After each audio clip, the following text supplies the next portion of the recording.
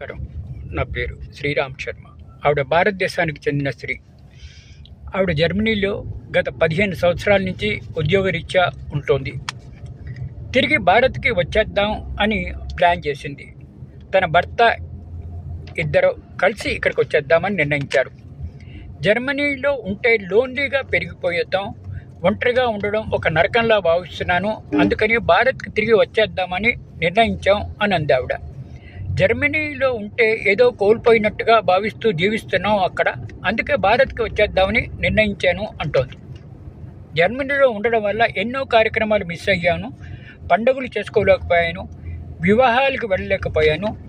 మాకు డబ్బులున్నాయి, కానీ డబ్బులు ఉంటే సరిపోదు, జీవితం ఆనందదాయకంగా ఉండాలి అంటే అందుకు భారత్ వచ్చేద్దామని డిసైడ్ అయ్యింది.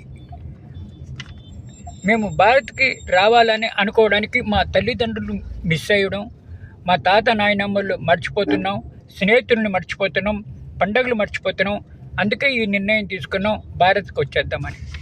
ఇలాంటి కుటుంబాలు ఎన్నో ఉన్నాయి విదేశాల నుంచి భారత్కి వచ్చి సెటిల్ అవుదామని.